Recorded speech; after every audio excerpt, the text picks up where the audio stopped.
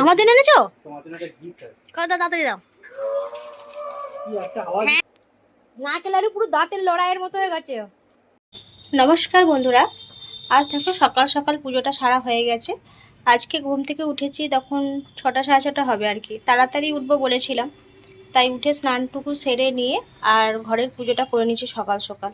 আজকে যেহেতু মনসা পুজো হবে, এই যে সব জোগাড়পাতি করে রেখে দিয়েছি, এখানে সব জোগাড় করা আছে। ঠাকুরমশাই বললো তাড়াতাড়ি আসবো, কিন্তু এখনো পর্যন্ত এলো না।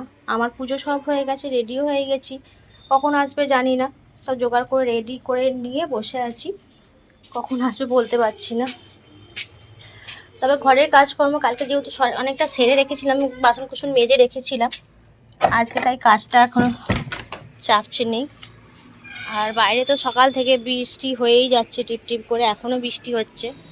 আমাদের দাদা বেরিয়ে গেছে কাজে, তাকে সকালবেলা উঠে একটু তরকারি করে দিলাম, মুড়ি নিয়ে গেল, সারাদিন থাকবে না যেহেতু, মুড়ি কিছু ফল ছোলা সব কিছু গুছিয়ে গাছিয়ে দিয়ে সে বেরিয়ে গেল। তখন 7:30 হবে, সে বেরিয়ে গেল।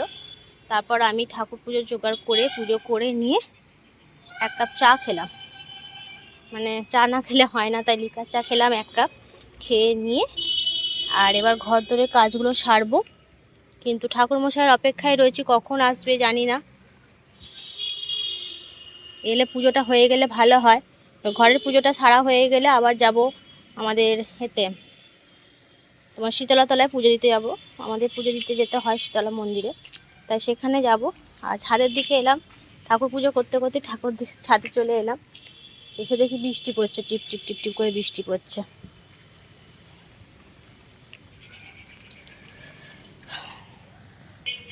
এই অবস্থা, ছেলে পড়ছে এখনও, মানে আজকে শনিবার, আজকে ওর ক্রিকেট প্র্যাকটিস ছিল, কিন্তু জানি যাবে। সকালবেলা তাড়াতাড়ি করে তুলে দিলাম, দিয়ে ছাতু ফাতু খাইয়ে দিলাম। তারপর মেসেজ করেছে যে আজকে আর হবে না প্র্যাকটিস, যেহেতু সকাল থেকে বৃষ্টি হচ্ছে সেই জন্য আজকে আর প্র্যাকটিস হবে না, বন্ধ আছে।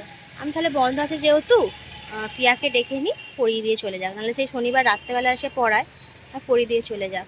তাই পিয়া এসেছে পড়াতে, সে পড়াচ্ছে আর আমি আমার কাজগুলো সারছি। তবে ঘরের কাজ দেখি এবার সব সারতে হবে। মা ছেলে রয়েছে, টুকটাক করে খাবার কিছু বানাতে হবে। শুধু পুজোটুকু হয়েছে, এবার খাবার বানানোর পালা।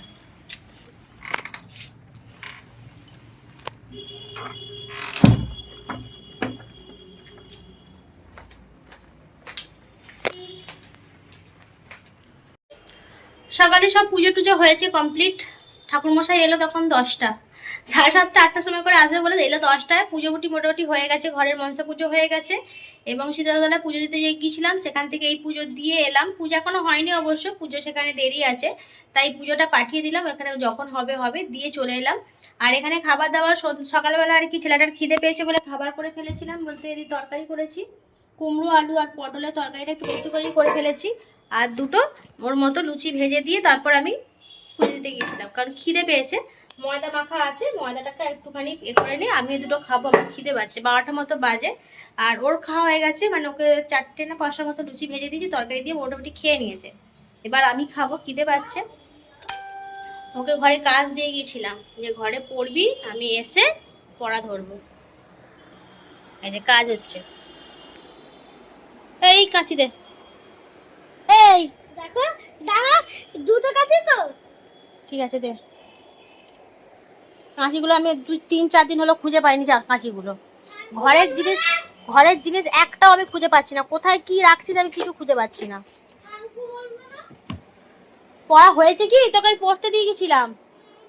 দেখি নারকেল লাড়ুটা কালকের কিরকম হয়েছে। হ্যাঁ, দাঁত ভেঙে যাবে, খেয়ে দেখি একটা কিরকম হয়েছে। হ্যাঁ রে বাবু, সেই দাঁতের লড়াইয়ের মতো হয়ে গেছে।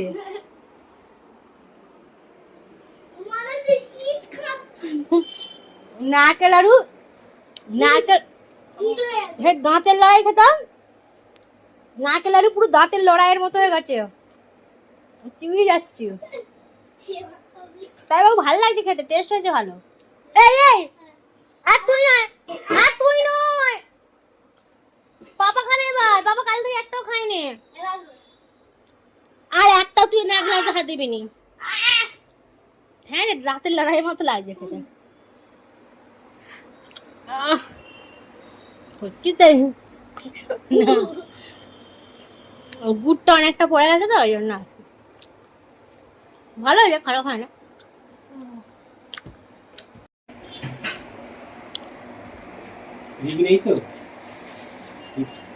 আমার জন্য এনেছো? কত তাড়াতাড়ি দাও। Thank you. এটা তোমার জন্যই আছে, আর কারোর জন্য নেই। অনলি ফর তোমার জন্য। তুমি এত কষ্ট করে আমাকে রান্না বান্না করে দাও, সেই জন্য নিয়ে এসেছি। আমার জন্য তো? তোমার জন্য। ও তো লুকিয়েছিল খাটের তলায়, খাটের তলায় লুকিয়ে বসেছিল তুমি আসছো বলে। এই দেখো বিছানাতে তুমি মিষ্টি এনেছো কেন? তোমাদের মিষ্টি খাওয়া বারণ যে। হ্যাঁ, তোমার তো সুগার হয়েছে। ডাক্তার আবার দেখো, তোমাদের সুগার হয়েছে। মিষ্টি এনেছে, মিষ্টি, রসগোল্লা, গোলাপ জামুন, সন্দেশ। তোর মিষ্টি খাওয়া বারণ, তুই মিষ্টিগুলোকে কিনে নিয়ে আসছো? খেয়েছো কিছু? কেন? সকালবেলা অত কষ্ট করে তাড়াহুড়ো করে রান্না করে দিলাম, খেলে না তুমি? চামচ দিয়েছো? চামচ দিয়ে হাত নেই তোমার? লঙ্কা দিয়েছো? তো আমি কোন দিকে দেখবো? তোমার খাবার রেডি করবো না ঠাকুর পুজো জোগাড় করতে যাবো? এই তো এবার খেয়ে নেবো, এই তো ওইটাই খেয়ে নেবো। ও তাহলে সকালবেলা তাড়াহুড়ো করে দিলাম ঘরে এসে খাবে বলে। আরে কাজ ক্যান্সেল হয়েছে। ওই কি করছিস? আমি জানি না কি করে, দেখে নিবি। আমি বসে বসে খই খাচ্ছি।